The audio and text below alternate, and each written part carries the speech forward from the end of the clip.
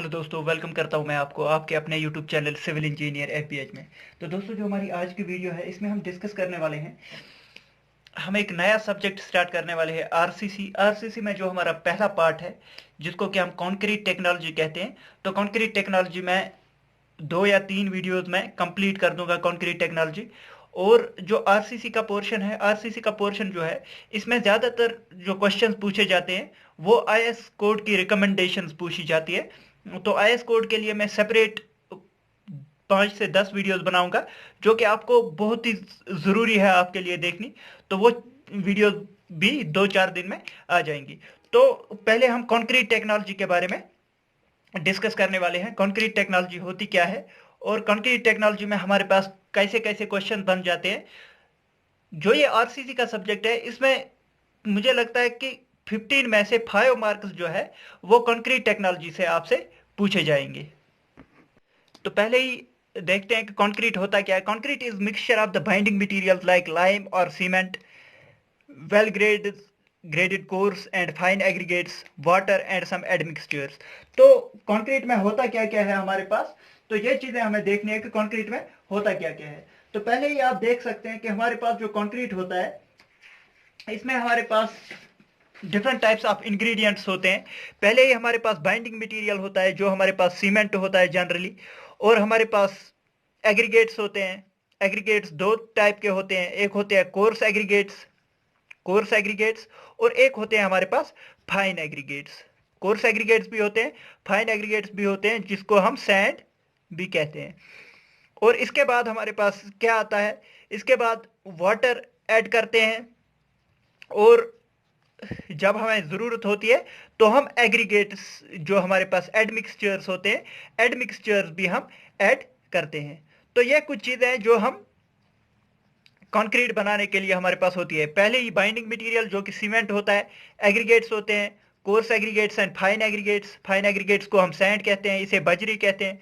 Water add करना होता है और किसी जगह जो है हमें एडमिक्सचर्स भी ऐड करने होते हैं। जब हमारे पास कोई स्पेशल केस होगा तो उसके लिए हम स्पेशल टाइप ऑफ एडमिक्सचर्स भी ऐड करते हैं। तो ये है हमारे पास कंक्रीट हमसे कैसे बनता है। तो हमारे पास डिफरेंट आ जाते हैं grades of concrete. Grades of concrete होता क्या है आपको मैं ये बताऊंगा।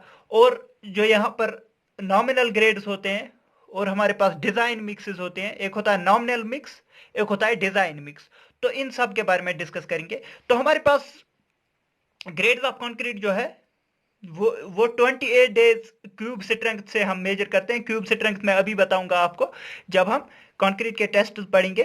तो यहाँ पर आप देख सकते हैं M5 जो है, M7.5, M10, M15, M20, M25, ऐसे ही M30, M35, ये जो है डिफरेंट ग्रेड्स ऑफ कंक्रीट होते हैं।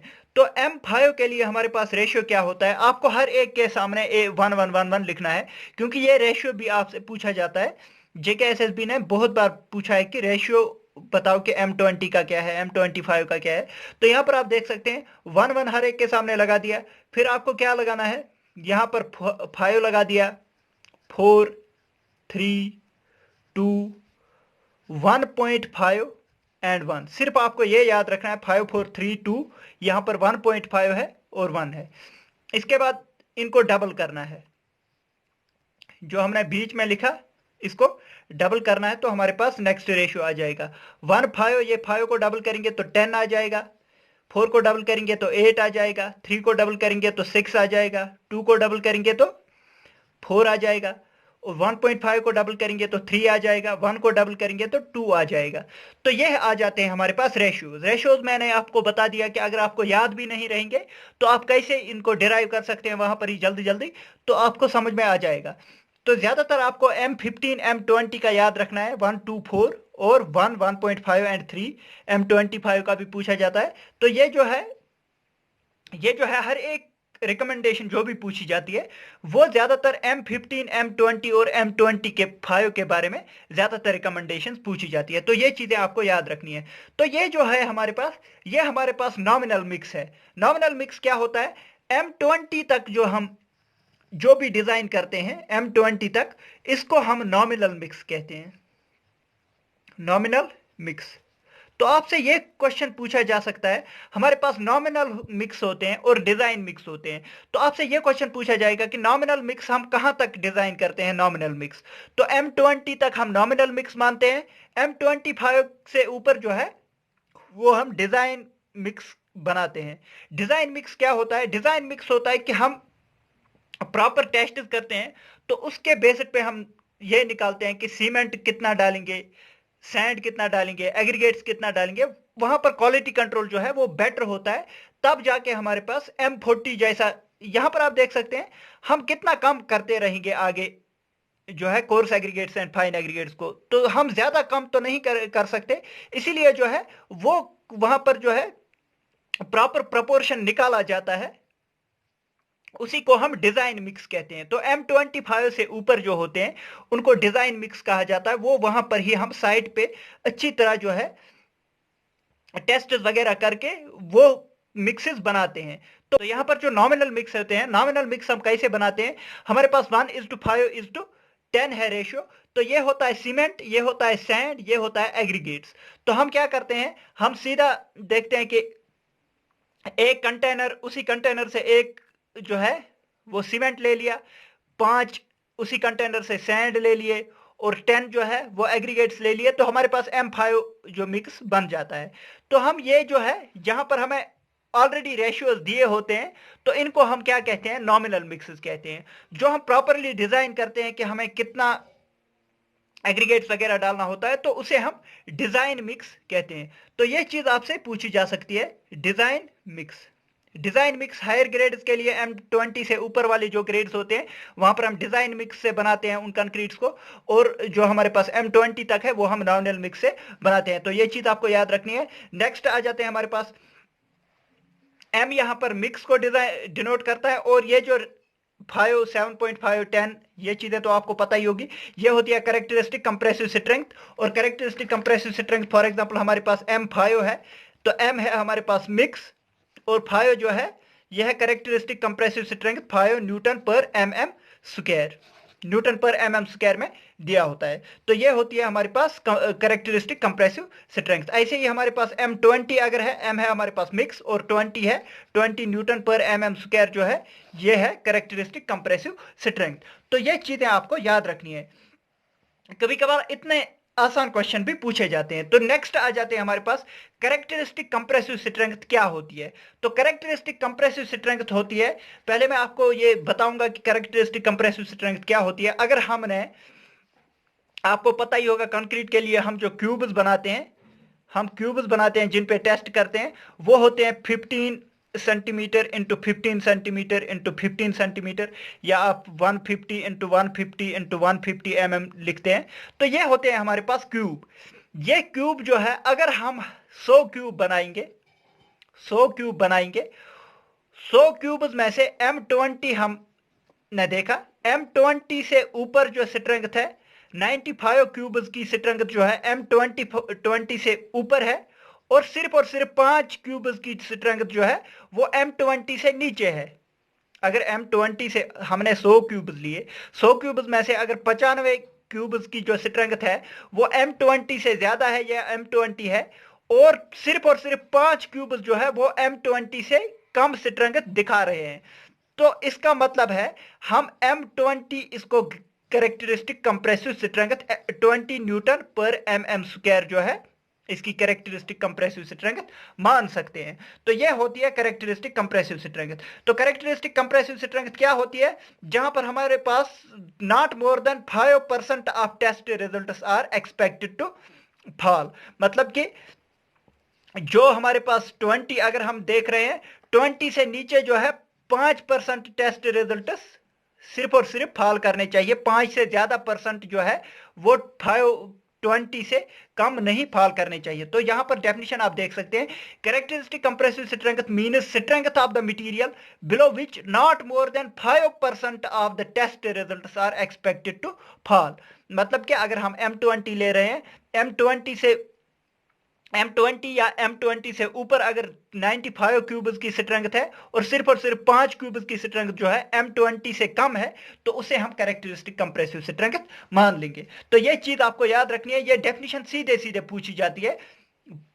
कोई खतरनाक भी एग्जाम होगा ना, ये क्वेश्चन, ये जो है कैरेक्टरिस्टिक कंप्रेसिव स्ट्रेंथ की डेफिनेशन हमेशा लिखी जाती है। तो यहां पर आपको पूछा जाता है कि कितने टेस्ट रिजल्ट जो है वो फॉल करने चाहिए, तो वो होता है 5%।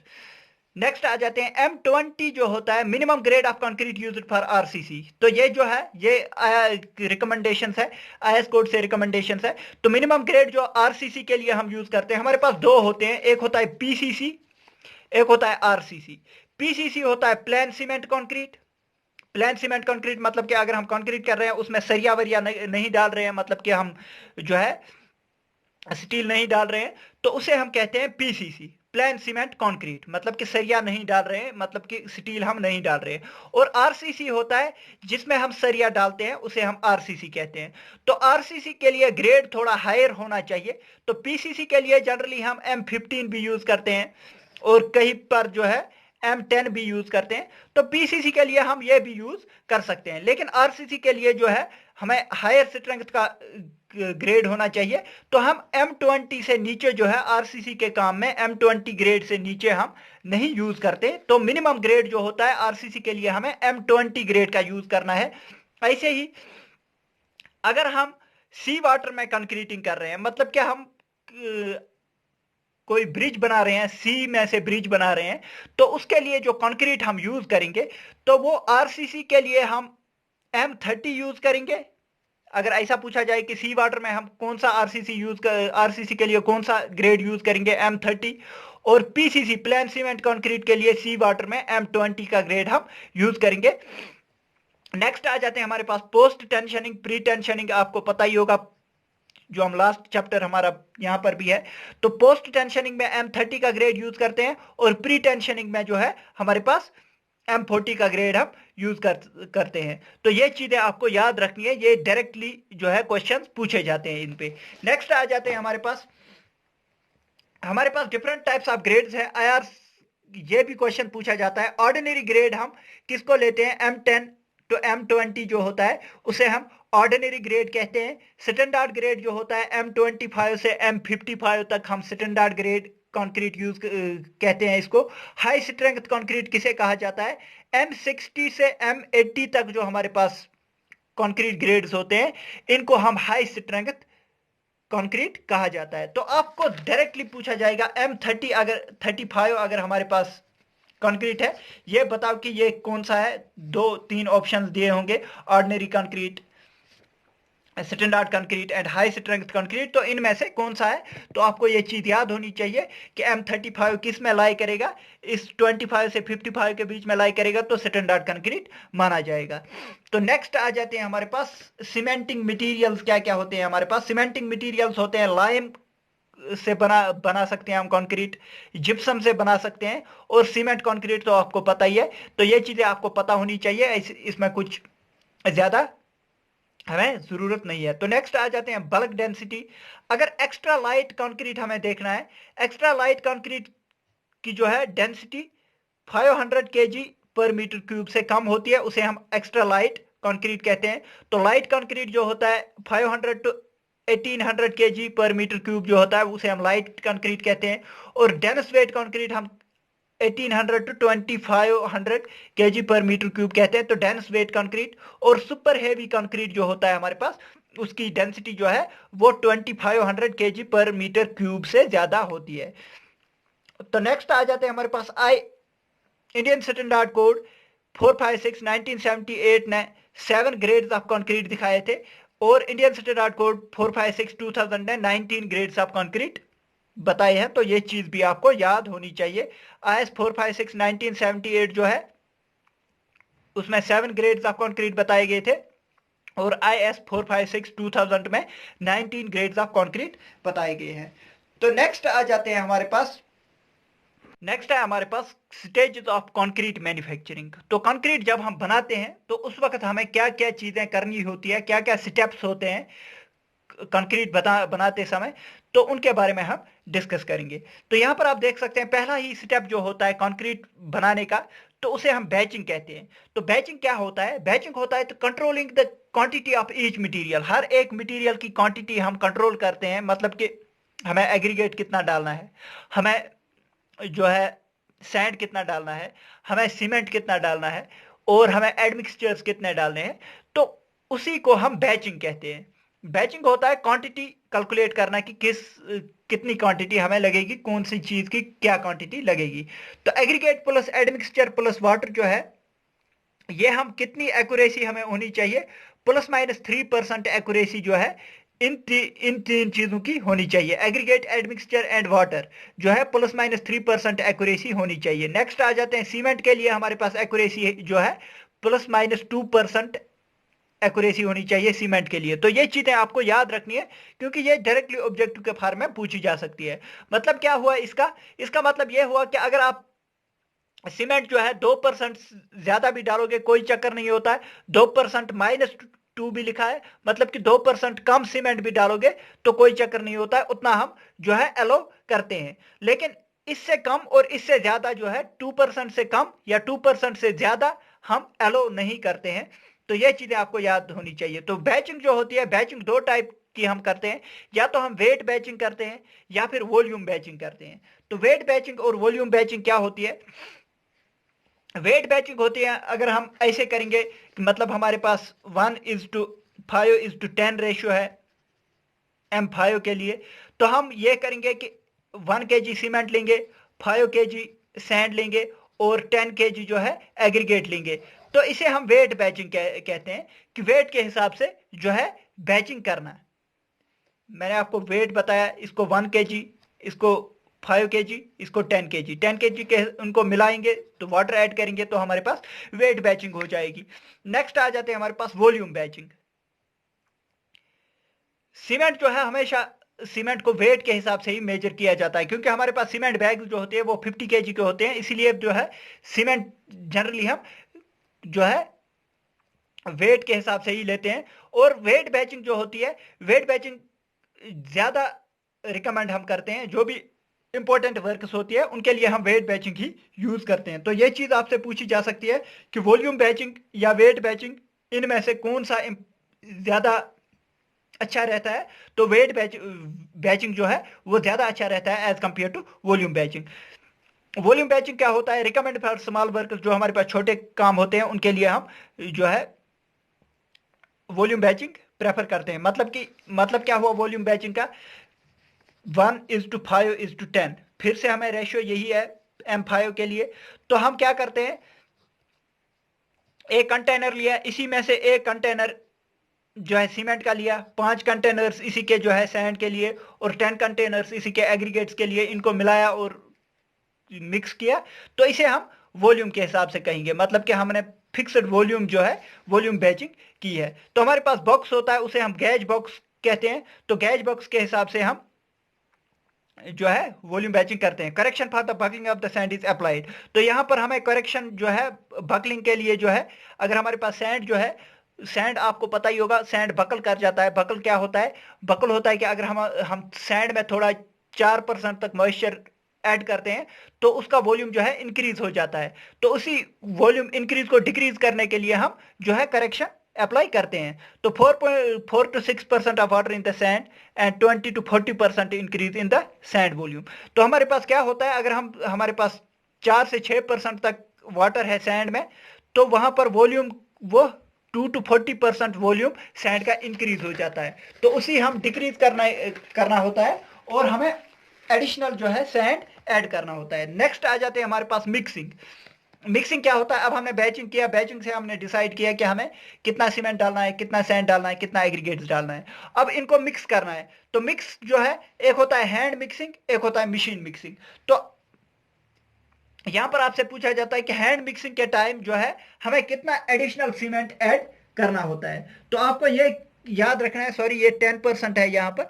तो जब हम हैंड मिक्सिंग करते हैं ना, हमें 10% ऑफ एडिशनल सीमेंट ऐड करना पड़ता है। मतलब कि अगर हमें मशीन में मिक्स करते हैं, मशीन तो आपको पता ही है, जो कंस्ट्रक्शन साइट पे आपने देखी होगी मशीन्स होती है, तो उन्हीं में सीमेंट सैंड और एग्रीगेट्स ऐड किए और वाटर ऐड किया, तो उसको हम फिर, जिनको हम मिक्सर कहते हैं यहाँ पर, तो मिक्सर जो होते हैं उनमें हम मिक्स करके जो बनाते हैं। लेकिन अगर हम हैंड मिक्सिंग कर रहे हैं, तो हैंड मिक्सिंग अगर यहाँ पर 50 kg का हमें सीमेंट डालना था, यहां पर हमें 10% एक्स्ट्रा डालना पड़ेगा, मतलब कि 55 kg का सीमेंट डालना पड़ेगा अगर हम हैंड मिक्सिंग से कर रहे हैं। तो ये पॉइंट जो है, ये पॉइंट मैंने डिफरेंट एग्जाम्स में बहुत बार पूछा देखा है कि 10% एडिशनल सीमेंट ऐड करना पड़ता है अगर हम हैंड मिक्सिंग कर रहे हैं। तो मशीन मिक्सिंग जो होती है हमारे पास, मशीन मिक्सिंग के लिए मिक्सिंग टाइम पूछा जाता है। मिक्सिंग टाइम वो होता है 2 मिनट्स, कम से कम 2 मिनट का जो है मिक्सिंग टाइम हमें, मतलब कि जो हमारे पास मिक्सर होता है उसके अंदर हमें कंक्रीट को 2 मिनट तक जो है रोटेट करवाना होता है। नंबर ऑफ रेवोल्यूशन जो होती है 20 रेवोल्यूशन पर मिनट, मतलब कि 1 मिनट में 20 रेवोल्यूशन, दूसरे मिनट में और 20 रेवोल्यूशन, तो कम से कम 40 रेवोल्यूशन हमें प्रोवाइड करनी होती है। और मिक्सर्स जो हमारे पास डिफरेंट टाइप्स होते हैं, tilting mixers are use for large construction works. अगर हमारे पास कंस्ट्रक्शन वर्क लार्ज है तो हम टिल्टिंग टाइप यूज करते हैं, टिल्टिंग जो खुद से ही टिल्ट हो जाते हैं। Non tilting for small work, जो हमारे पास नॉन टिल्टिंग होते हैं वो छोटे वर्क्स के लिए यूज होते हैं। और नॉन टिल्टिंग टाइप में जो जो हमारे पास एग्रीगेट है वो 75 mm से छोटे होने चाहिए एग्रीगेट्स। तो ये चीज आपको याद रखनी है। नेक्स्ट आ जाते हैं हमारे पास ट्रांसपोर्टेशन। अब हमने मिक्स भी किया, अब हमें ट्रांसपोर्ट करना है, मतलब कि जहां पर हमने मिक्स किया और जहां पर हमें प्लेस करना है वहां तक हमें ट्रांसपोर्ट करना है। तो ट्रांसपोर्ट कैसे करते हैं, हमारे पास बेल्ट कन्वेयर्स होते हैं। तो इनमें से मुझे नहीं लगता कि कुछ आपसे पूछा जा सकता है। अगर हमारे पास पंप्स होते हैं, टनल एंड ब्रिज वर्क्स में जो है हम बाहर से कंक्रीट बनाते हैं और पाइप्स के थ्रू जो है कंक्रीट को पहुंचाते हैं टनल्स में अगर हमें प्रोवाइड करना है। तो कंपैक्शन फैक्टर जो होता है वो 0.9 टू 0.92 फॉर पंपिंग कंक्रीट होना चाहिए। कंपैक्शन फैक्टर मैं अभी बताऊंगा आपको आगे। वर्केबिलिटी के टेस्ट हमारे पास डिफरेंट होते हैं, वहां पर कंपैक्शन फैक्टर टेस्ट एक होता है। तो कंपैक्शन फैक्टर जो होता है वो 0.9 टू 0.92 होना चाहिए अगर हम कंक्रीट को पंप कर रहे हैं। तो डायमीटर ऑफ द पंपिंग जो है 100 टू 200 mm होना चाहिए। 400 meter horizontal and 80 meter vertical तक हम पंपिंग कर सकते हैं। तो ये है हमारे पास पंपिंग हम कितना कर सकते हैं, मतलब 400 मीटर तक जो है कंक्रीट को पंप कर सकते हैं। और अगर हम वर्टिकल में देखेंगे, वर्टिकल में 80 मीटर तक हम जो है कंक्रीट को पंप कर सकते हैं। तो नेक्स्ट आ जाते हैं हमारे पास प्लेसिंग। तो इनमें से ये जो है ये वैल्यू ज्यादा याद रखने की जरूरत नहीं है, मुझे नहीं लगता कि ज्यादा पूछ सकते हैं। तो नेक्स्ट आ जाते हैं प्लेसिंग। प्लेसिंग होता है कि कंक्रीट को अब हमें जो है कंस्ट्रक्शन साइट पे प्लेस करना है। तो यहां पर आपको एक चीज याद रखनी है, ये आईआरसी रिकमेंडेशन, ये आईएस कोड रिकमेंडेशन है। तो मैक्सिमम परमिसिबल फ्री फॉल जो होता है वो 1.5 मीटर होता है। मतलब कि अगर हमें कंक्रीट को यहां पर प्लेस करना है तो हम यहां से हमारे पास कंक्रीट है तो हमें 1.5 मीटर से ज्यादा ऊपर से हमें कंक्रीट को नहीं गिराना है, नहीं तो इसमें सेग्रीगेशन के चांसेस होते हैं। तो ये चीज ये भी आपसे पूछा गया है कि maximum free fall of concrete कितना एलो किया गया है, 1.5 मीटर एलो किया गया है एज पर आईएस कोड 456/2000।